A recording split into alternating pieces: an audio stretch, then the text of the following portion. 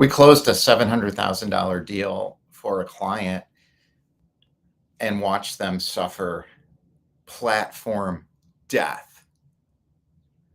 It's not death by 1,000 cuts. It happens quicker than that. I'll explain why. It's absolutely essential to own your product, not just your business. Own your product, or you're not building a business that lasts. I saw this repeat again with another company I was involved in, software, also bid optimization system. The first one was in consumer packaged goods, and the client was PepsiCo Latin America. And I realized pretty quickly, this company doesn't own their product. They have margin problems and partner problems. And that's going to hit me on the commission side. I saw the same thing happen in the software industry. That one was related to Salesforce.com and the Force.com platform. But the same thing happened with Google. The company, in this case, was a financial services company, and that deal was in the millions, not my side of it, because I quit. But I think it delivered that for the software company I was doing business development for. And it was a pretty sizable deal. I think the first largest from an outside salesperson in the company since the company started. But I look at that one too, and I'm thinking that financial services company that's trying to drive leads to their website, in a way, owns their product. But do they own the audience? No. Big problem. Who owns the audience? Google. So all of a sudden, and this is how I got the deal. So I talked to the marketing director, and he says, we got a problem. Cold called him. Cold email. I did some research. And I'm like, wow, financial industry's in trouble because of Google. What happened?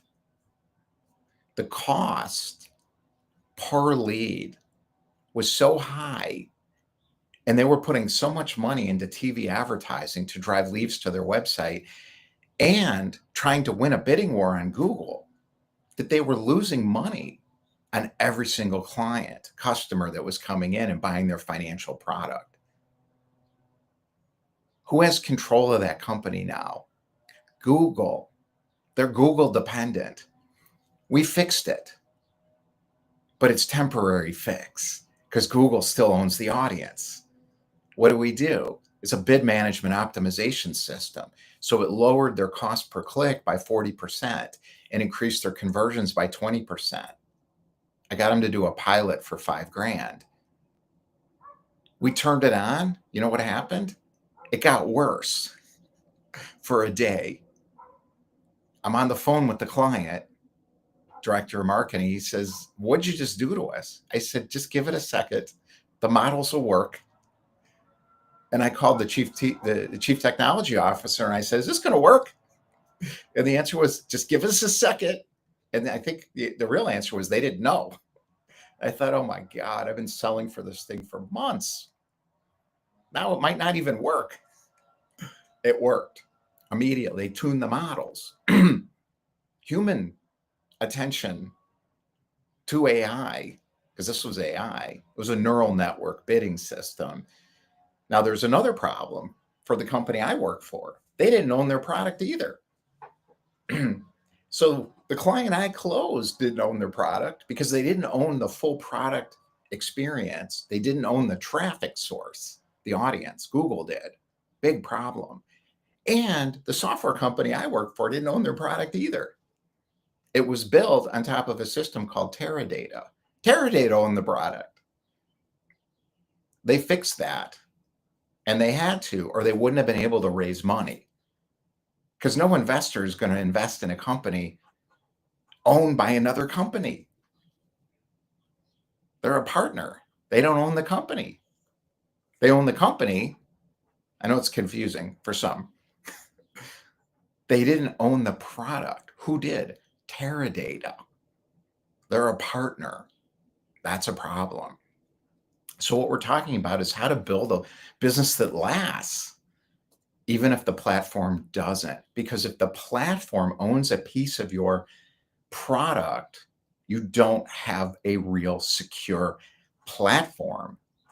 The platform's fine. Salesforce didn't have a problem. They were raising their rates and increasing the cost of data and beating the crap out of our client over compliance kinds of things that he wanted to change and do, and he couldn't. And they were messing with the subscription model and the partnership model. All of a sudden, I'm like, we're never going to get any commission out of this. And I don't even think this is a good client anymore, even though we closed this massive deal for them. Walk away or evolve it so you own your product. So there's 3 components to the product here. There's who's it for, what is it, and why does it matter? You have to own all of that. Who's it for? There's a group it's for. If that group is owned by YouTube, Facebook, school now, although it's small time, but it could get bigger. They own it. They own the product. They own your product. eBay, Apple. I'm reading my list here. I put it down. I'm like, I've been through so many of these. The App Store on Apple, they own it. YouTube owns your audience. Facebook owns your product delivery system. LinkedIn owns your lead generation source and your audience. Substack owns not your list, they own the audience. ClickFunnels owns your audience and your product because it's built on ClickFunnels. You're part of their distribution system. It's great for them. You're an affiliate. You don't own your product. Now, some people don't want to. They want to be in a franchise or a licensing system. They don't want to own the product. They're not entrepreneurs. They want someone else to do that. What if that company changes the rules? Now, what are you going to do? That's not a stable income. You may get a couple million a year or even $1 million a month. I think this guy that we were working for, he was at a few million a month, but he doesn't own the business. He owns the business structure. But what if you rip? Hopefully you get this by now. Platform death by not 1,000 cuts, but one decision by somebody else. You have to think about it. Can one person or company make a decision that impacts my life immediately? I don't have a stable foundation for my business, even if I own the business, because I own the C corporation, the S corporation, the LLC, the sole proprietorship, whatever it is. One person makes that decision and it's done, or you take a hit in profit or revenue over, let's say, 25%, you're in trouble. Now you got to rebuild it. I've gone through this for so many years. I learned this when I was in my 20s. I saw it happen to me. I didn't own the products. We curated them. They were manufacturing companies in the fashion industry, children's clothes of all things. And I'm making decisions for them. And then the internet, and I had all kinds of ideas. And they're like, that's not what we hired you for. We hired you to work this 15-state territory. If they change their mind, I'm done. And they did sometimes. So I had to leverage is diversification. Diversification is not a good business strategy for investments or anything, because if they decide, it's not just one person deciding. These change sweeps into the market. That's what happened. So now I'm screwed. I moved on to the next thing, which was State Farm. They owned everything. I just was I didn't do it. I worked there for 12 months and I succeeded. I innovated. I crushed it. Created a new idea. It worked. They copied it because they own it. It's a big problem. What's a freedom platform versus platform death? I'm not saying don't use these platforms. I'm saying use them. Don't make them part of your business at the core. So you've got traffic and audience. You got to own your traffic and audience, whatever that means. Now, if you're using marketing, you need a big media buy, or you need a team that you can afford to keep that going. I don't want to do that at all. So I've evolved past the marketing model because it's not stable. Because the platforms own the traffic because they run the algorithms. They tune the algorithm. I don't get to tune the algorithm. They do. So LinkedIn changes it like they just did. They're upping the game. So they're partnering with businesses, media teams and marketing teams. Like, forget it. Now, I can still make money on LinkedIn. That's not the point. It's just, I'm not going to rely on it. I'm not going to put my energy in it. I'm just going to use it. You got to automate some of this stuff, but not in a stupid way. You got to tune the model right, so you don't seem like a huckster spammer. Nobody wants that. That's the audience part. Customers, clients, passive income, whatever it doesn't matter. The people who pay you. The middle part is that's engagement. I call that engagement, which it's not product yet. It's engagement experience. The middle part is the experience, the offer, they're starting to pay, or they're not even paying yet. It's free. I got to own that. And we do. And I'm going to talk about the freedom platform concept and give you specifics so you can do this yourself. What's the third part? The people in it do the work with you. That's the secret. Every great business that's ever existed has a core group of people who care about it so much. They have a feeling of ownership in it. Nike. When I was selling clothes, I got Reebok into a warehouse chain. Those stores are gone now. They got crushed by Target and Walmart. But these people made a lot of money. They had like 24 locations. They were based in Milwaukee. So they took us up to a Brewers game. I'd never been to a Brewers game. I live in Chicago. We don't go to Brewers games. We all go to Brewers games. The Cubs are there and take over the park. So I'm sitting next to the Nike rep. He had a tattoo of the swoosh on his ankle and cool sunglasses. And he had an attitude. And I'm like, it's not yours. It's Phil Knight's and Michael Jordan's. They own Nike. No, the public stock markets own Nike. Phil and Michael didn't own it either. They could just pull a lot of money out of it. Phil started it. Not Jackson, the other one, Knight. So I'm sitting next to the Nike rep, and he's like, how much are you doing with Armax? And I said, I got a $40,000 order. And he just went, oh, that's it? How much do I get of that? Exactly. The manufacturer gets more. I get 10%. Nice order, one account. Not bad. That was one season. It's fine. They took me to, it wasn't a lot of work. He said, we're doing 3 million. How much do you get? Nothing. I don't think they even paid commission, but he had an attitude. He didn't own the brand. He felt associated with the brand. That's the point. That's the third part. They care so much about it. Harley. I went to Harley. I was trying to sell them. They never used an outside company to do their dealer meeting. Big. This is big. And I got the chief marketing officer, maybe it was the VP of marketing. He's like, you can come to our meeting. And let's see. I don't know if we're going to work with you guys, though. We've never done it before. Outsource it. And I'm like, that would be a big win for me getting into Harley, especially something that big. And I went to the meeting and I'm like, you guys don't spend any money on media production. Why? You don't do any staged big events. We don't need to. I'm like, oh, that sucks. Same with Victoria's Secret.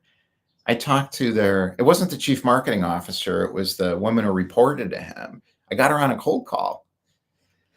And I'm like, I work for this company. We can make this really cool. And she just was like, it's already cool. We don't need you. What do? We run the models up and down the runway and everybody gets excited. And I'm like, okay, we can make that work better. She's like, no, thanks. No, thanks. They didn't need me in the company I work for. What's a freedom platform? You own it. You own all sides. Victoria's Secret back then, they had Tyra Banks. They had these models. They didn't need it. People were like, they built the infrastructure. Same with Nike. Same with Harley. Now that didn't last, but it worked then. Traffic, experience, or traffic, engagement, and wait, I got it wrong. Damn it. God, cold calls. I used to do it a lot, so I shouldn't complain.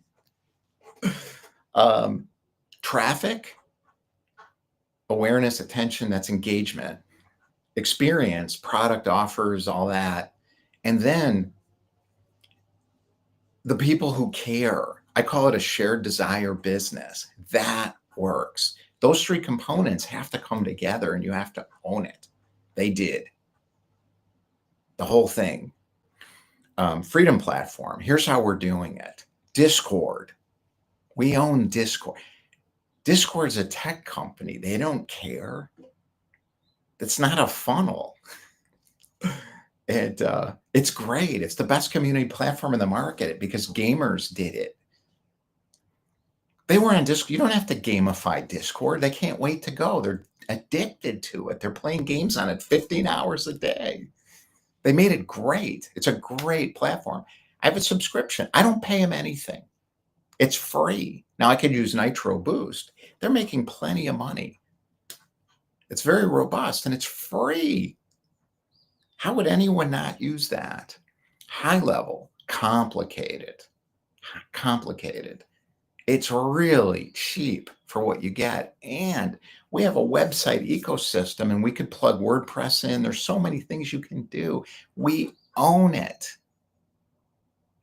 You think the real deep content's going out on the social platforms and Substack and Meet? No, the deep stuff we own. It's gated. We own it. You can't take it away. What else? Restream. I'm not doing this just on LinkedIn. I did that long enough. I keep getting locked out of my account and I didn't do anything because of their credentialing and authentication confusion. And they built a company on old legacy software. It's annoying.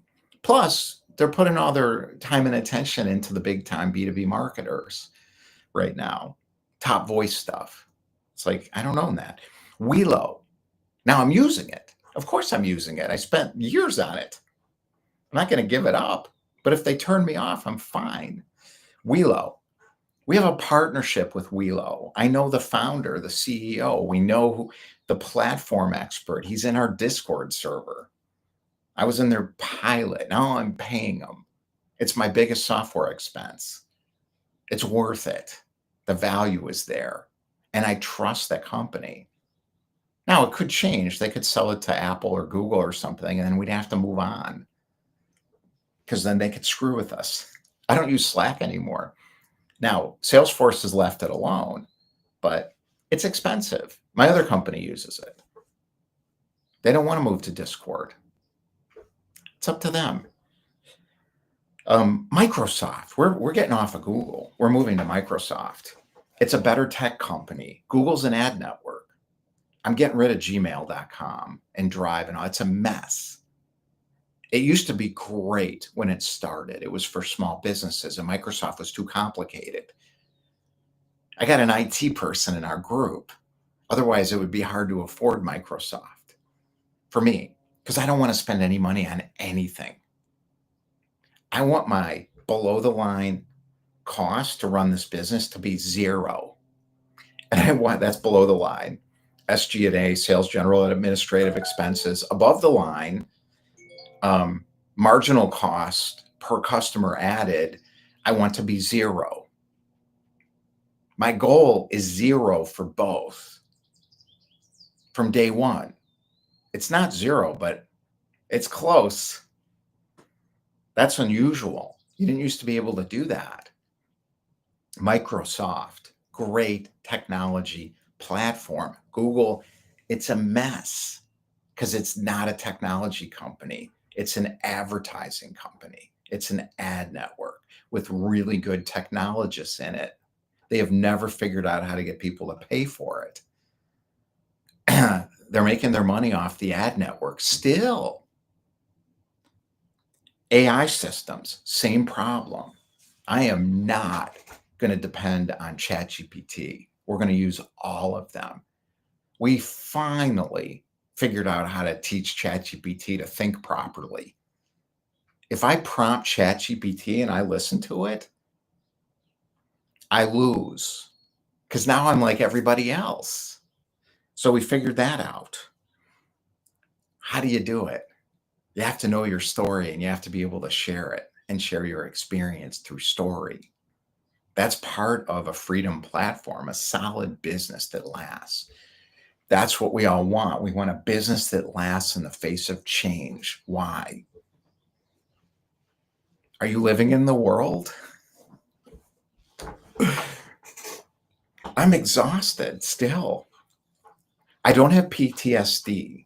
I haven't been like my partner in a war zone diffusing bombs for the US military against a smart opponent in Iraq, jumping out of airplanes.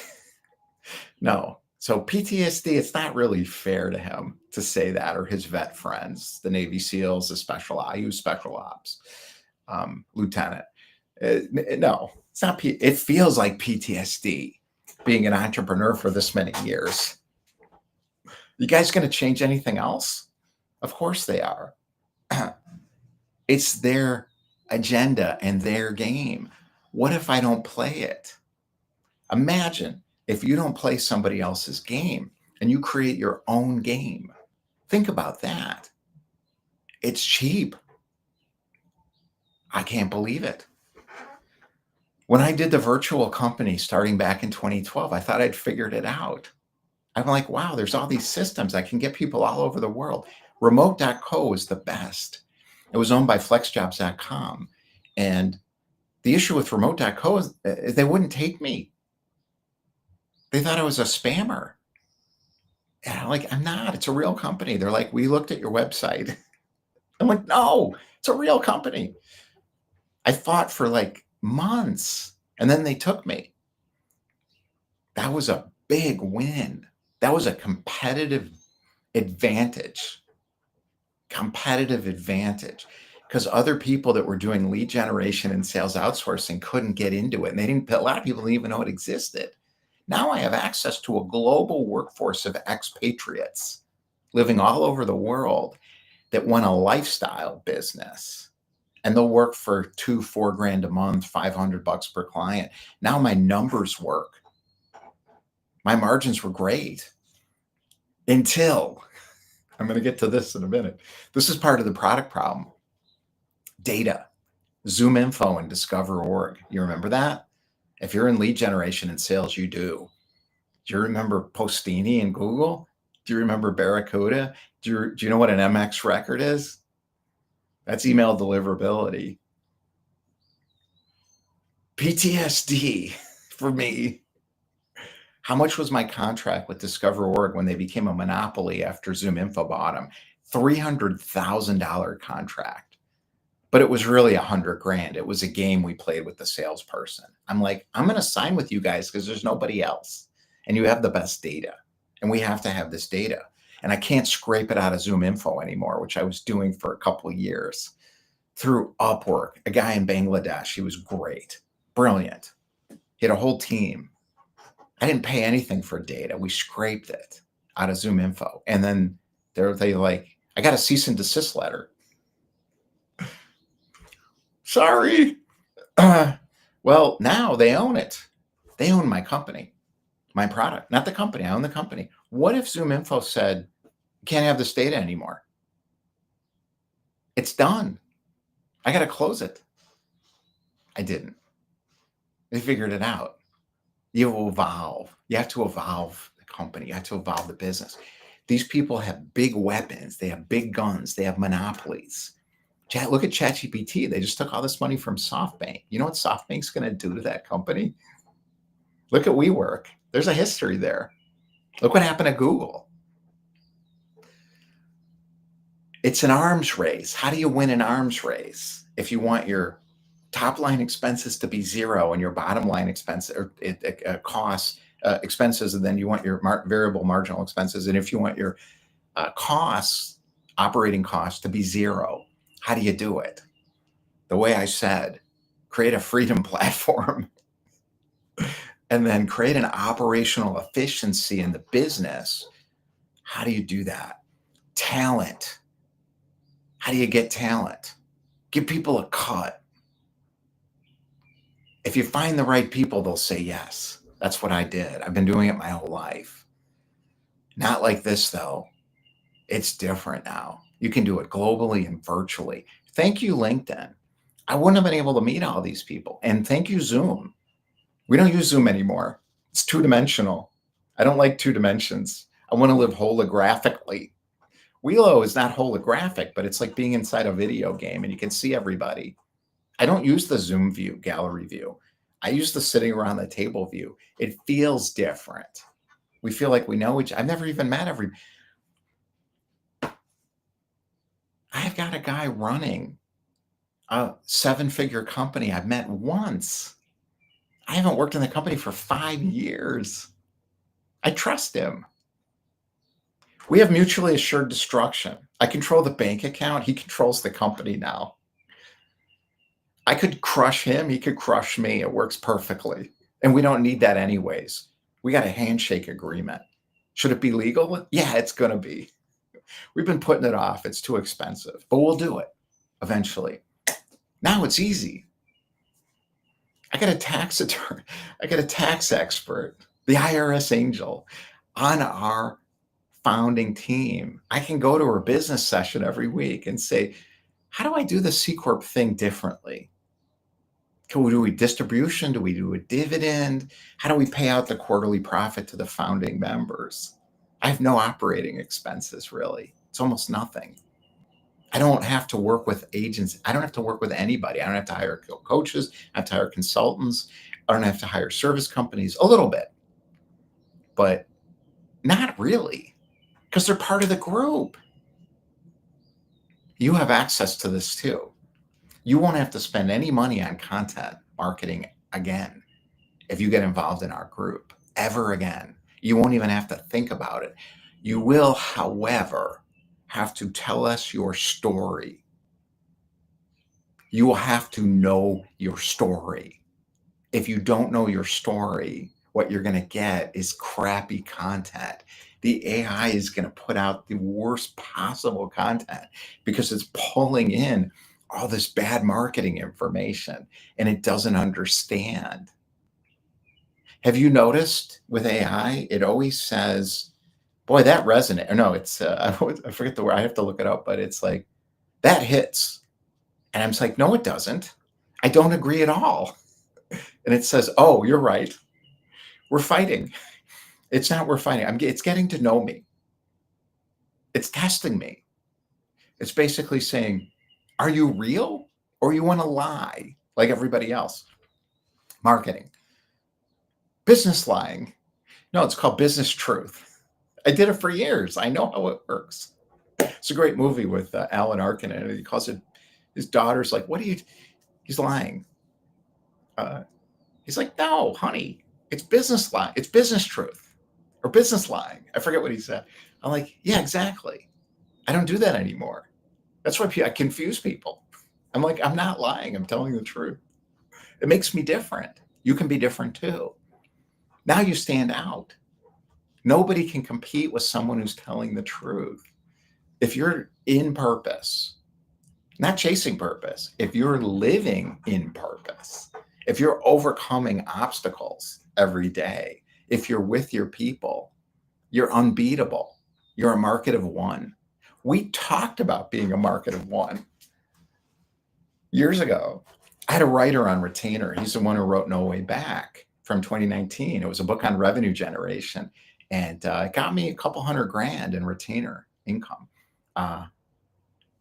Who owns that book? Amazon. They give 40%. I forgot to read all this stuff. I'm going to do this quick. Going over time. Everyone says own your audience. No, they leave out the part where the platform still owns the rules.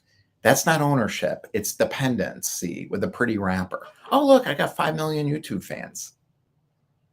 What if they turn it off? They canceled me for a year and then they put it back up again. So obviously I didn't. Everybody's like, what'd you do wrong?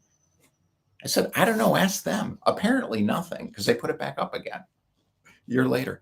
2020, I walked away from this agency I'm talking about for this reason. I'm like, this isn't solid.